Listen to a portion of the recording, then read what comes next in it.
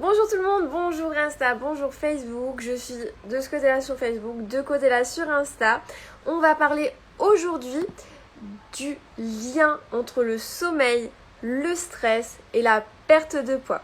J'attends que vous vous connectiez un petit peu. Salut Aurélie, j'espère que tu vas bien. Bonjour Sylvie. J'attends juste quelques secondes que vous vous connectiez. Julie, bonjour.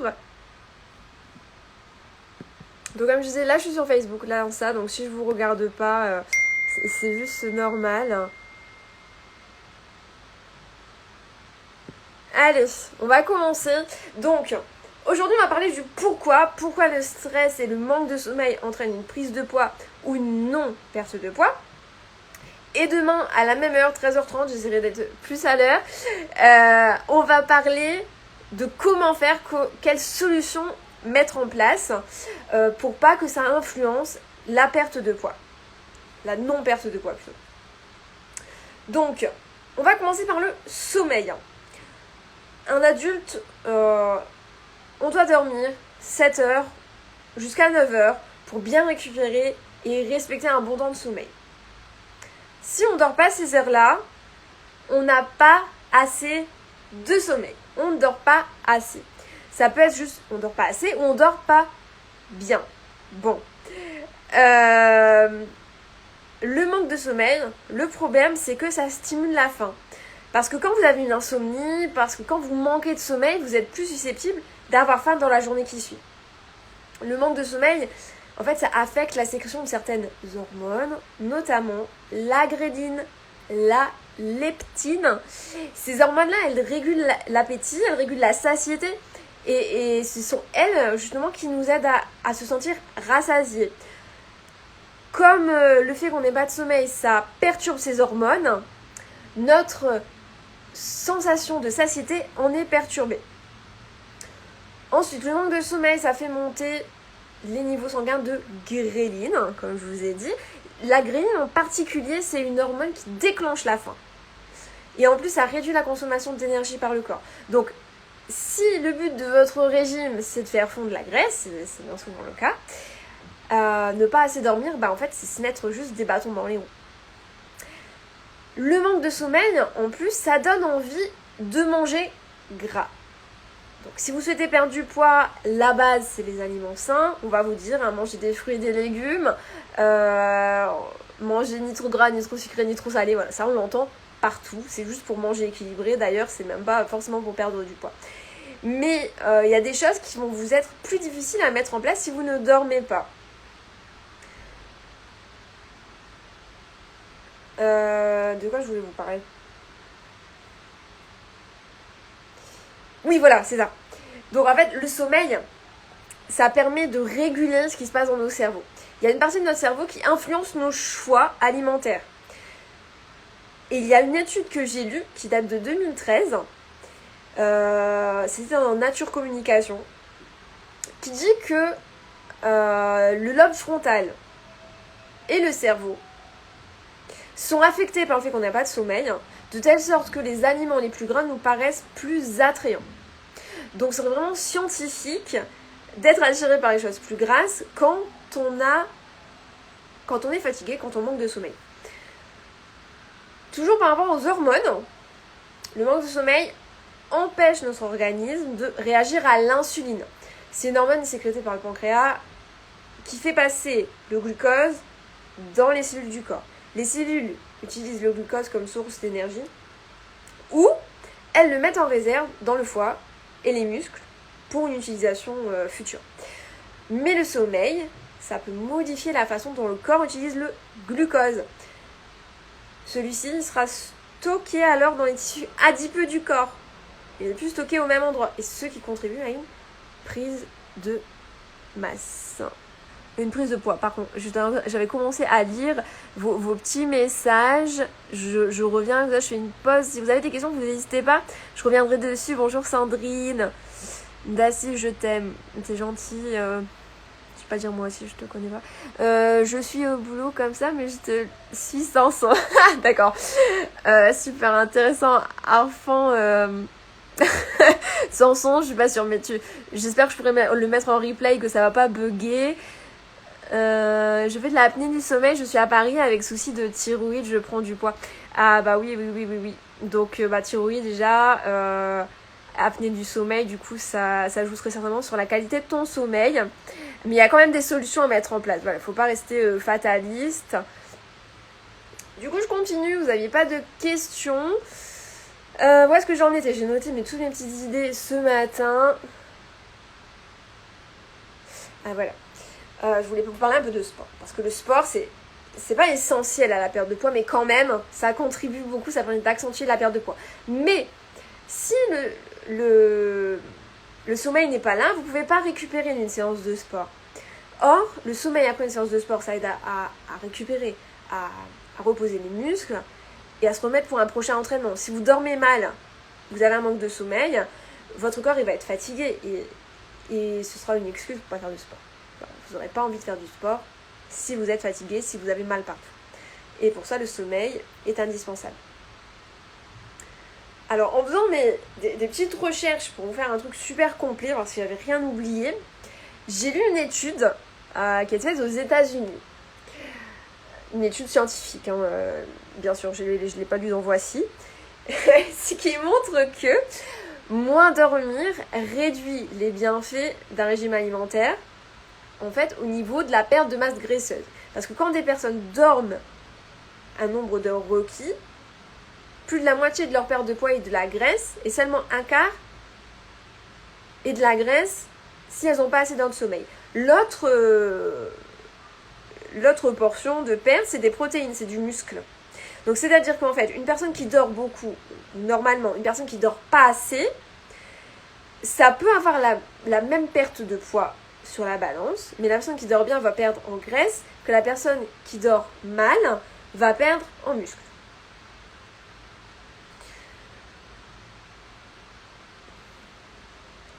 Je continue sur le sommeil. Donc, en plus du manque de sommeil, ce manque de sommeil, ça peut engendrer de la nervosité, du stress.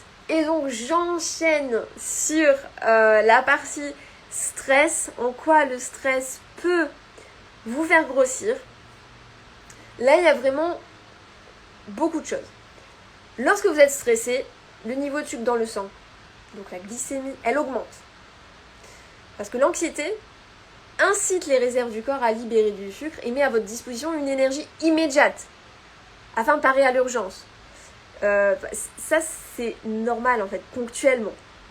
Par exemple, vous êtes en retard, vous avez un train à prendre, vous vous dépêchez, vous courez. Vous avez de l'adrénaline, c'est une hormone, qui va se dégager. Cette adrénaline, elle va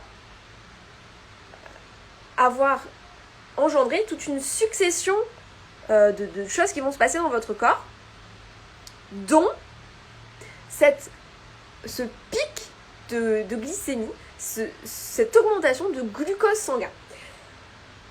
Si c'est ponctuel, parce que vous êtes en retard, parce que vous avez failli tomber, parce que... bref, une situation stressante, une situation d'urgence, une situation de danger, c'est ok. Parce qu'en fait, votre corps, il en a besoin de ce sucre à ce moment-là. Et il va s'en servir, donc aucun problème. C'est normal, c'est naturel. Mais si ça se passe tous les jours, parce que vous êtes stressé pour rien, parce que vous avez toujours peur d'être en retard, toujours peur de ceci, cela, vous êtes stressé, ce pic glycémique, il va être tout le temps. Et là, forcément, on va stocker, parce qu'on ne va pas s'en servir. Il y a une deuxième hormone qui rentre beaucoup en compte, c'est ce qu'on appelle l'hormone du stress. Le cortisol. Quand ce cortisol il atteint un niveau trop haut, ça augmente le stockage de la graisse au niveau de l'estomac. Parce que les adipocytes, c'est les cellules qui stockent le gras, situées à cet endroit, possèdent davantage de récepteurs pour le cortisol que les cellules se trouvant à des niveaux superficiels du corps. Bon. Donc voilà pourquoi, quand on stresse, on dégage certaines hormones qui nous font grossir. Il y a plein d'autres raisons qui font qu'une personne stressée va prendre du poids. Parce que les personnes stressées, ils font des choses qui vont être contre-productives par rapport à la perte de poids. Par exemple, typiquement une personne stressée, elle va sauter un ou plusieurs repas. Ou bien à l'inverse, elle va moins manger. Ou elle va manger plus que d'habitude. Ou manger rapidement. Elle va être attirée par tout ce qui est gras, par tout ce qui est sucré. En fait, les aliments, en règle générale, qui sont riches. Parce que le stress, en fait, comme le manque de sommeil, ça affecterait également le lobe frontal et notre cerveau, de telle sorte que les aliments les plus gras nous paraîtraient les plus attrayants. Voilà. C'est le stress comme pour le sommeil, c'est la même histoire. Ou alors les personnes stressées vont manger de manière moins qualitative, par manque de temps, par manque d'envie, peu importe, mais le fait est là. Le stress, ça va aussi influencer nos comportements alimentaires. Il y a des personnes qui vont se ronger les ongles, mais bien souvent, on se tourne quand même vers les dépendances, donc le café, le tabac, l'alcool ou la nourriture. C'est vraiment normal. C'est vraiment normal, ça nous aide pas, mais c'est normal. Parce que quand on mange certains aliments, en fait, on appuie mentalement sur un bouton off. Et alors, on va se déconnecter un peu de la réalité. Dans ce cas-là, l'alimentation, c'est un sas de décompression entre la vie professionnelle et personnelle, par exemple. Voilà. Et là, dans ce cas-là, vous ne mangez pas en fonction de vos besoins, puisque la faim, elle n'est pas présente forcément. Et en état de stress, l'aliment, il n'a plus le rôle de nourriture, mais d'anti-stress. Donc, si vous mangez sans en avoir besoin et sans arriver à satiété, la prise de poids est effective. Voilà. Donc, il y a beaucoup de personnes qui se servent de l'alimentation pour calmer l'anxiété. Et c'est prouvé, hein, la gestuelle, juste le fait de prendre un aliment, de le porter à votre bouche continuellement, peut calmer une anxiété. Bien souvent, dans ces cas-là, on va préférer des aliments, des bonbons, des biscuits apéritifs, des gâteaux sucrés, des choses qu'il faut plutôt éviter, bien souvent parce que ça va vite, quoi. C'est pour éviter de perdre du temps. Il y a une deuxième raison qu'on fait qu'on mange beaucoup quand on est stressé, c'est que la plénitude gastrique, le fait de se remplir, procure une satisfaction qui est immédiate. Si ce type de comportement alimentaire il est occasionnel, il n'y aura pas d'incidence directe sur votre corps. Bon, par contre, si ça devient une véritable habitude, forcément que votre silhouette, elle va être modifiée.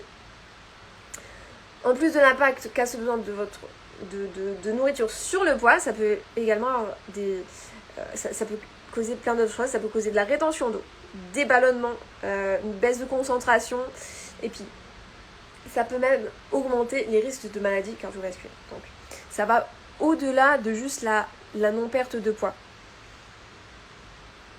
Je pense qu'on a fait un peu le tour des liens entre le stress, le sommeil, ou plutôt le manque de sommeil, et la perte de poids.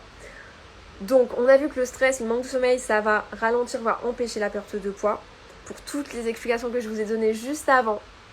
Mais ne soyez pas fataliste, parce que il y a des solutions à mettre en place. Et il faut d'ailleurs que vous mettiez des solutions en place si vous êtes concerné. Et pour toutes ces solutions, pour garder un peu une dynamique comme ça, on se revoit demain. Je refais un live à 13h30 et je vous donnerai toutes les solutions à vos problèmes concernant le sommeil, le stress lié à la perte de poids. Si vous avez des questions, n'hésitez pas, vous avez 5 secondes, j'y réponds. Sinon, vous n'hésitez pas à venir me voir en message privé, en commentaire. Je vais laisser la vidéo en IGTV. Comme ça, si vous êtes arrivé à la fin, vous pourrez revisionner le début. Je vous remercie beaucoup d'avoir participé. Je vous dis à très bientôt. J'espère à demain. Et bon après-midi. Au revoir tout le monde.